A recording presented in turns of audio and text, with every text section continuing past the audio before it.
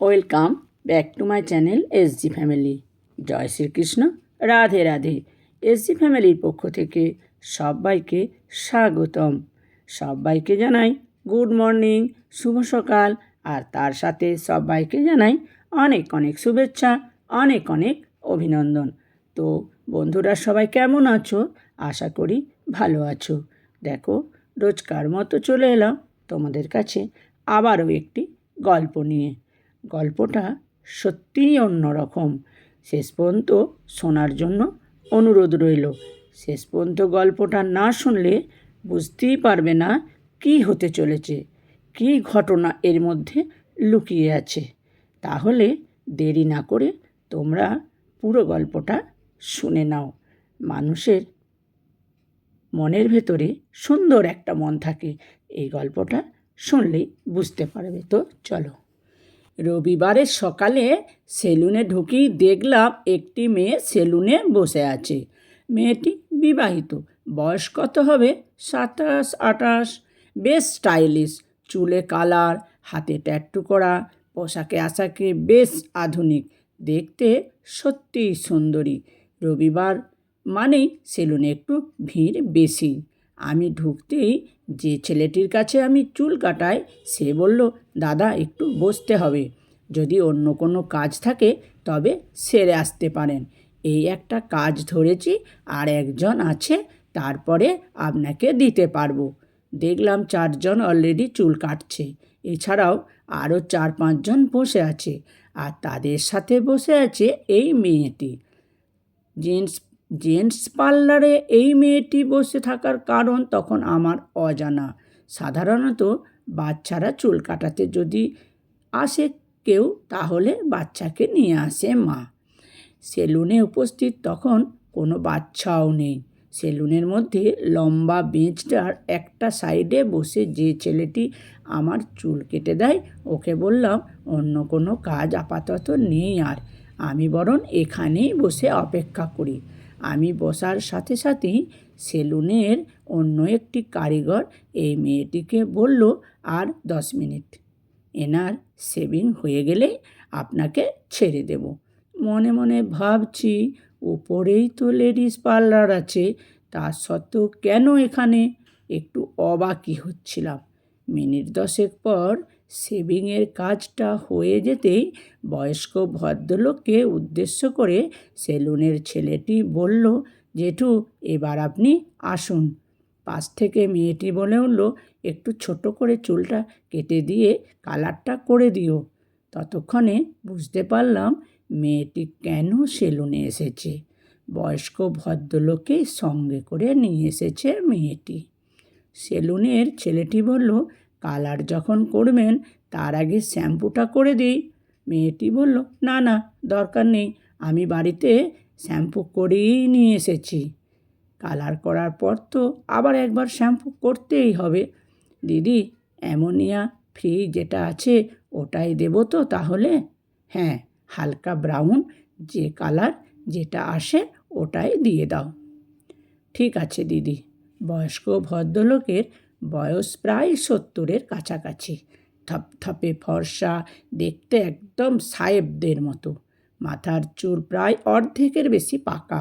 1 ঘন্টার বেশি সময় লাগলো ভদ্রলোকের চুলে কালার করা হয়ে যেতেই মেয়েটির টাকা মিটিয়ে দিয়ে ভদ্রলোককে স্কুটিতে বসিয়ে নিয়ে বেরিয়ে গেল। যাওয়ার আগে বলে গেল, সামনের সপ্তাহে তাহলে এই সময়ই আসবো তো?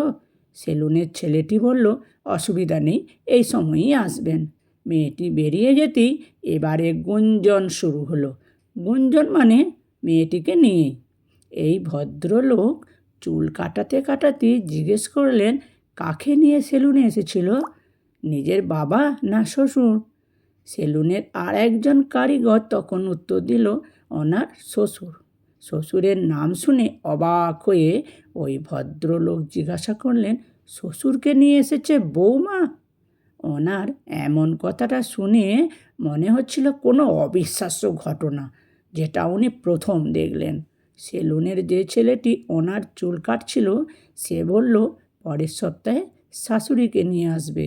শুনলেন না, বলল যে পরের সপ্তাহে এই সময়ই আসবে। এই জেঠু ভালো চাকরি করতেন, ভালো টাকা পেনশন পায়। এবার ওই ভদ্রলোক হেসে ফেললেন। হাসতে হাসতে বললেন, তাই বলো, শ্বশুরের মাল্লু আছে বলেই না এত কিছু? শ্বশুরের চুলে কালার, শাশুড়িকে নিয়ে পার্লারে আসার রহস্যটা এতক্ষণে বুঝলাম। এসব না করলে তো নিজের সাজগোজ স্টাইলটা হবে কি করে? মেয়েটির চোখে দেখলে রেবেনের সানগ্লাস, নিজের টাকায় ফুটানি করতে হলে বুঝতো। খোঁজ নিয়ে দেখো, এই মেয়ে আবার নিজের বাবা মাকে নিয়ে এত আদিক্ষেতা করে না। ভদ্রলোক যখন এই কথাগুলো বলছিলেন, তখন সেলুনের 4জন কারিগর ছেলে ওকে একে অপরের দিকে তাকিয়ে মুচকি মুচকি হাসছিল। আমার ভীষণ রাগ হচ্ছিল এভাবে বলছিলেন বলে। ভদ্রলোকের কথা শেষ হতেই এবার মুখ খুলল যে ছেলেটির কাছে আমি চুল কাটাই। সে ছেলেটি বলল, দাদা, আপনি একটু অতিরঞ্জিত করে ফেলেছেন সব কিছুতেই। যার সম্পর্কে এতগুলো কথা বললেন, সেটা আপনি আপনার মতো করেই গল্প বানিয়ে ফেলেছেন। এই দিদি নিজেই সেন্ট্রাল গভর্নমেন্টে জব করে, নিজেও ভালো টাকা বেতন পায়। ভালো টাকা যে বেতন পায়, তার চোখে রেবেনের চশমা থাকবে না তো কি আমার চোখে থাকবে? আর শ্বশুরের টাকা আছে বলেই শ্বশুর শাশুড়ির জন্য এত করছে, এই ধারণাটাও ভুল।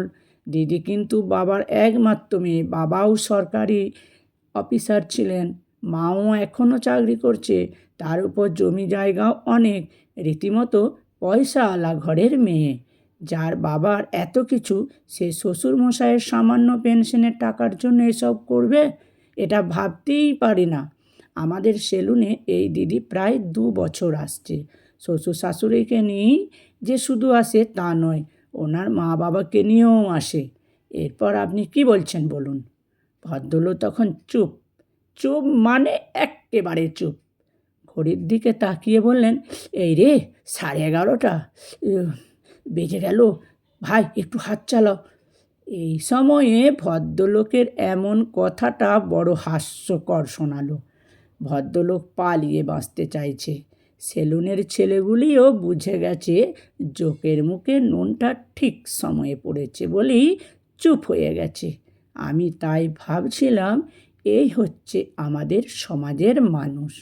ভালোটাকে কিছুতেই ভালো চোখে দেখবে না, একটা বাঁকা চোখে সব কিছুকে দেখে নিজের মতো করে গল্প ফেঁদে বলবে। আসলে যে যেমন, সে পৃথিবীকেও তেমনই দেখে।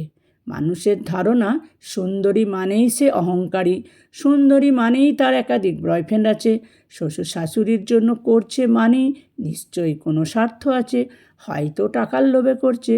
আরে বাবা, মানুষ তার মন থেকে করে, মানসিকতা থেকে।